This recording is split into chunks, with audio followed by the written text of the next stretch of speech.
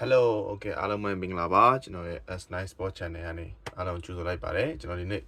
သုံးသက်တင်ဆက်ပေးသွားမယ့်အကြောင်းအရာကတော့ကျွန်တော်တို့နေညက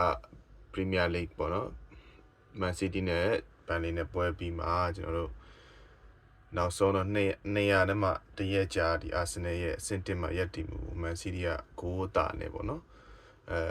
တွင်းကိုအတာနဲ့အဆင့်1နေရာကိုသူတို့တက်နိုင်ခဲ့တယ်ပေါ့နော်Okay ဆိုတော့ဒီမှာဘာကြည့်ရမလဲဆိုတော့လူရလောကဒီ Arsenal ဟာဒီမှာလဲရင်လွန်ခဲ့တဲ့300ဒီလိုမျိုးဒီ border ပေါ့နော်အားလုံး draw နေကြတယ်လို့ပဲပေါ့နော်စနစ်နေရာကိုပဲ border ဖြစ်သွားမယ်လို့ပဲအားလုံးပြောနေကြတယ်ပေါ့နော်ဒီနေရာမှာကျွန်တော်ဒီနေ့သုံးသပ်ပြသမယ့်အကြောင်းအရာက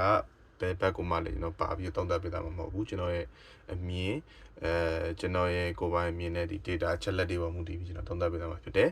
အဲ့တော့ဗီဒီယိုလေးကိုဆုံးထိကြည့်ပေးကြဖို့အတွက်တောင်းဆိုပါတယ် like and subscribe နဲ့ရသေးတဲ့သူတွေ subscribe နှိပ်ပေးခဲ့ကြပါအောင်ဆိုစလိုက်အောင်ပေါ့နော်ဒီမှာဆိုလို့ရှိရင် Premier League ရဲ့เนาะဒီခုချိန်ဆိုနောက်ဆုံး9ပွဲပဲကျန်တော့တဲ့အချိန် Premier League နောက်ဆုံးဆုံးဖြတ်တွေရောက်လာတဲ့အချိန်တိုင်းကိုပေါ့နော်ကျွန်တော်တို့လွန်ခဲ့တဲ့3နှစ်ဆိုရင်အမြဲတမ်းဒီ Arsenal ရဲ့ဒီ Premier League ရမယ်ဆိုပြီးတော့အမြဲတမ်းသူ second နေရာကိုသူရောက်ခဲ့ပေါ့နော်ဒီနှစ်မှာလည်းအဲ့လိုပဲ Man City ကသူနောက်ကနေလာရင် pressure တွေပေးနေပဲအဆင့်1နေရာကိုပြန်ပြီးရောက်လာခဲ့ပြီအဲ့မှာ Arsenal နဲ့ Man City တွေရဲ့ထိပ်တဲ့အားပြိုင်မှုဒီနောက်ဆုံး9ပွဲမှာကျွန်တော်စပြီးတွေ့ရမယ်ပေါ့နော် Arsenal ကပဲဒီ22နှစ်ကြာဒီ Champion ဆုဝေးကွာနေရ Premier League Champion ရယူသွားနိုင်မလားဒါမှမဟုတ် Man City ကပဲသူ့ရဲ့ passion ပေါ့နော် back Guardiola ရဲ့စကားလည်း with passion သူရဲ့ passion Champion စိတ်တဲ့အနေနဲ့ပဲဒီ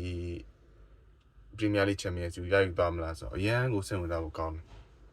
ဒီလိုမျိုးပွဲတွေကိုနောက်ဆုံးဒီပွဲတွေကိုကြည့်ရတဲ့အခါမှာအမှတ်သိမ့်မကွာတဲ့တေဘယ်အရန်ကိုPremier League ရဲ့လုံးဝ attractive အရန်ဖြစ်တယ်ပေါ့နော်တခြား league တွေလိုမျိုးအမှတ်အရန်ကွာပြီးတော့မှBundesliga လိုမျိုးဒီ Bayern Munich ကပဲအုပ်စိုးထားမျိုးမဟုတ်ပဲねအသင်းကြီးကြားထဲမှာအသင်းကြီးတွေရဲ့အားပြိုင်မှုတွေကနောက်ပိုင်းရောက်လာလေရန်ကိုစိတ်ဝင်စားဖို့ကောင်းလာလေပဲပေါ့နော်အဲကြတော့ကျွန်တော်အနည်းဆုံးအနေနဲ့data ချက်လက်တွေကျွန်တော်ကြည့်မယ်ဆိုလို့ရှိရင် Arsenal ကနောက်လာမယ်9ပွဲမှာဝေးခွင်း2ပွဲအိမ်ခွင်း3ပွဲပေါ့နော်သူတို့စောရလိမ့်မယ်ဒါပေမဲ့ကြည့်ရမယ်ဆို Arsenal ကဒီနှစ်မှာကြည့်ရတဲ့ပွဲတွေကလုံးဝအခက်စစ်ပိုင်းအရန်ကိုတီးတက်ကြည့်လေစော့နိုင်တယ်ပေါ့နော်သူတို့ရဲ့ပွဲတိုင်းမှာဒီ formation နဲ့Adidas ရဲ့နီးစနစ်ပေါ်မူတည်ပြီးတော့ဂိုးမပေးရအောင်စွမ်းဆောင်ရင်အရန်ကောင်းတယ်Man City ရဲ့ထူးခြားချက်ကကြတော့ဗာလဲဆိုတော့ဒီရာသီဝက်ကြော်လာနေမြတ်သူတို့ရဲ့ဒီလောက်ရည်ကန်ရည်တွေကပို့ပြီးတော့အချိန်မြင့်လာတာPep Guardiolaရဲ့ system ပေါ့နော် Pep ရဲ့ system ကတနေ့ပြီးတစ်နေ့မချင်းဘူးလို့လူတွေကထင်ကြပါမယ်တကယ်လည်းအများတန်းချင်းနေတာပေါ့နော်ရာသီဝက်ကြော်လာနေမြတ်ဒီသူတို့ရာသီစမှာ run ခဲ့တဲ့ system ကတားကြလာတယ်နောက်ပိုင်းဘယ်အသင်းမှတားလို့မရနိုင်အောင်ပေါ့နော်ဒီ winning mentality ကသူတို့ဒီကစားသမားတယောက်ချင်းတိုင်းမှာပို့ပြီးတော့ခိုင်မာလာတော့ကျွန်တော်တွေ့ရတယ်ပေါ့နော်ဒါကတော့ Man City ရဲ့အားသာချက်ပေါ့နော်ကျွန်တော်အမြင်ကိုပြောရမယ်ဆိုလို့ရှိရင်ဒီနှစ် Champion ဆုဟာနောက်ဆုံးပွဲအထိပေါ့နော်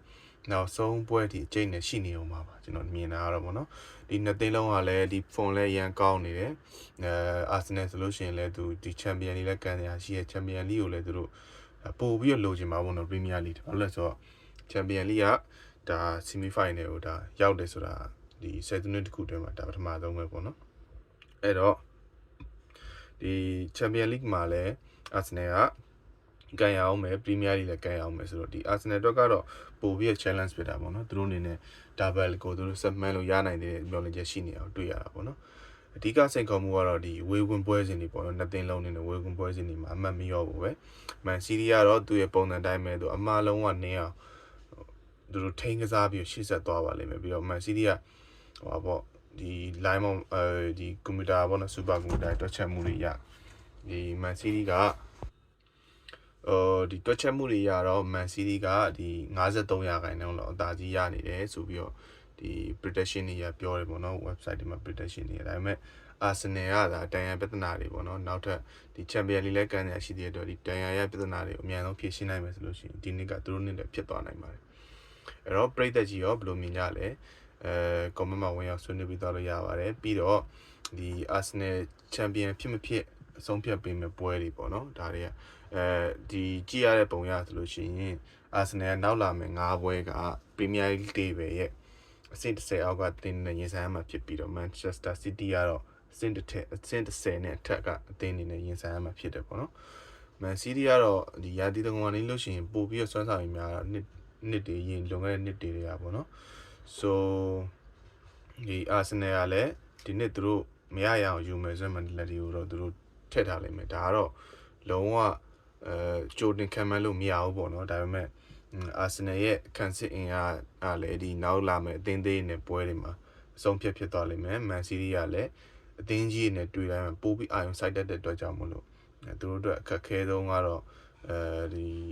tough အသင်းတွေနဲ့တွေ့ရတဲ့အခါမှာလို့ဆိုအဆင့်10ထက်ကအသင်းတွေ Champions League Europa League စတဲ့ league တွေကိုပေါ့နော်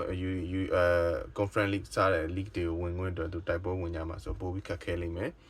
အဓိကကတော့ပွဲပန်းနိုင်တဲ့ပြဿနာပေါ့နော် Arsenal မှာလည်းပွဲပန်းနိုင်တဲ့ပြဿနာဒါတွေရှိရလိမ့်မယ်ဆိုတော့ဒီလောက်လာမယ့်9ပွဲကိုကြည့်မယ်ဆိုလို့ရှိရင်နှစ်သင်းလုံးတဲ့ဒီ9ပွဲပို့လူပွဲပဲအဲ့တော့ဘာလုပ်ရမလဲဆိုတော့ Arsenal အမှတ်ပေးရဖို့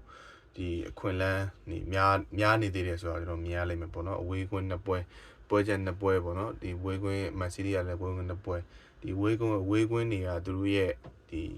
ဘယ်သူချန်ပီယံဖြစ်မလဲဆိုတော့နေရာကိုဆုံးဖြတ်ပေးသွားလိမ့်မယ်လို့ကျွန်တော်မြင်ပါတယ်โอเคဒါကတော့ဒီ9ပွဲပြီးမှကျွန်တော်ရဲ့ခံမှန်းချက်ကတော့လွန်ဆုံးသူတို့အမှတ်กว่าရင်တောင်မှ2မှတ်1မှတ်2မှတ်3မှတ်တွေမပူဘူးလို့ကျွန်တော်မြင်တယ်ပေါ့နော်ဘာလို့လဲဆိုသူတို့လုံးဝရှုံးခံမှာမဟုတ်ဘူးပြီးတော့ဒီလိုမျိုးလုံးဝထိုင်းဖြစ်သွားတယ်ဆိုလို့ရှိရင်လွန်ခဲ့တဲ့နှစ်တွေကဘာကူဆန်နဲ့မန်ချီနီရဲ့ဒီပိုလူပွဲလူးတယ်ပေါ့နော်နောက်ဆုံးမိနစ်6နဲ့ချန်ပီယံဖြစ်သွားတယ်မန်စီးတီးရဲ့6ပေါ့နော်ဒီ6နဲ့ပဲအဲ့လိုမျိုးဖြစ်ခဲ့တဲ့တမိုင်း reverse ပေါ့နော်ပြန်လာနိုင်တဲ့တမိုင်းကြောက်ကြီးကျယ်ဆုံးချန်ပီယံလီပွဲလိုမျိုးဖြစ်လာနိုင်တဲ့အရာတွေဖြစ်နိုင်တယ်ပေါ့နော်ဒါကပြန်ပြီးတော့ဆက်ပြီးစောင့်ကြည့်ရမယ့်အရာတွေဖြစ်တယ်တကယ်လို့အမှတ်တူနေခဲ့မယ်ဆိုလို့ရှိရင်ကိုပို့ပြီးတော့ကိုကွာခြားချက်များတဲ့သူကိုကွာခြားချက်တူးနေခဲ့ရင်လည်းသွင်းကိုပို့များတဲ့အသင်းကဒါချန်ပီယံလိစုဖလာကိုရရှိနိုင်သွားမယ်လို့ကျွန်တော်မြင်ပါတယ်ဆိုတော့ဒီပရိသတ်တို့ရောဘယ်လိုမြင်ကြလဲကျွန်တော်ရဲ့ comment မှာလည်းဝင်ရောက်ဆွေးနွေးပေးတော့လို့ရပါတယ်ဗီဒီယိုလေးကိုကြိုက်နေတဲ့ဆိုရင်ကျွန်တော်ရဲ့ channel လေးကိုလည်း subscribe လုပ်ထားဖို့မေ့ပါနဲ့အားလုံးကျေးဇူးတင်ပါတယ် as nice ပေါ့ပါဗျ